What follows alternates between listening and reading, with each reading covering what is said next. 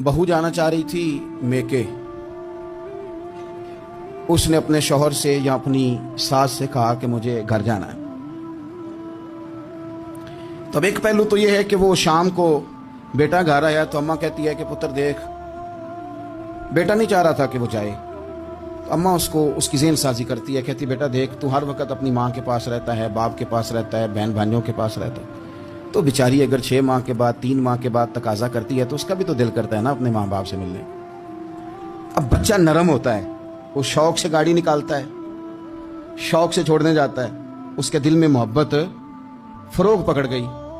एक पहलू ये है कि उसने मुतालबा किया बहू ने कि मुझे जाना है मेके।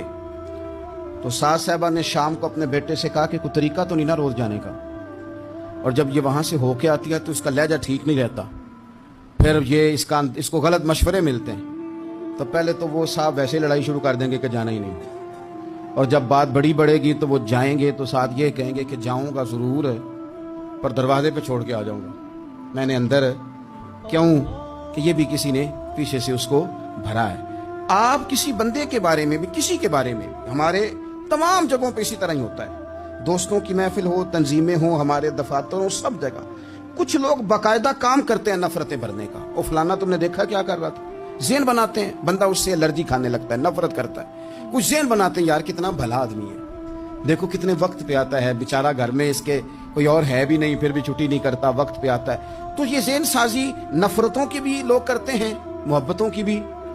एक मिसाल और दे दो छोटी सी, एक मक्खी वो है कि आपका पूरा वजूद मौजूद है पर वो वहां बैठेगी जहां पीप है जिस्म में, बाकी किसी जगह नहीं। उसका मिजाज है गलाजत वाली जगह पे बैठ, मिजाज है, उसने ढूंढ के ही किसी गलत बात पे, साथ ही गलत तबीयत है उसकी, मानते नहीं बहुत सारे लोग पर गीबत के कायल होते हैं। ज़हन में फतूर होता है, बैठना ही गलत जगह पे, हालांकि बाकी सारा जिस्म मौजूद है। पीप वाली जगह पे, रेशे वाली जगह पे, जख्म वाली जगह पे बैठना है, और वहां से उठ के जब कहीं और बैठना है तो वहां बीमारी फैलानी। एक मक्खी वो भी है जो ढूंढती है सारा जमाना पर बैठती फूल पे है, और जब वो फूल पर बैठकर अपने घोंसले में जाके बैठती है तो पता है वहां क्या पैदा होता है? शहद पैदा होता है, और शहद वो है जो शिफा देता है। आज कुछ लोगों ने प्रोपोगेट कर दी चीजें, वली क्या होते हैं, दरवेश क्या होते हैं, सूफी क्या होते हैं, कुरान पाक पढ़ो, नमाज पढ़ो, इबादत करो, खत्म हो गई बात। ओ खुदा के बंदो समझो, ये वली थे जिनको सहाबा कहा जाता है, वली ही थे जिनको अहले बैत कहा जाता है।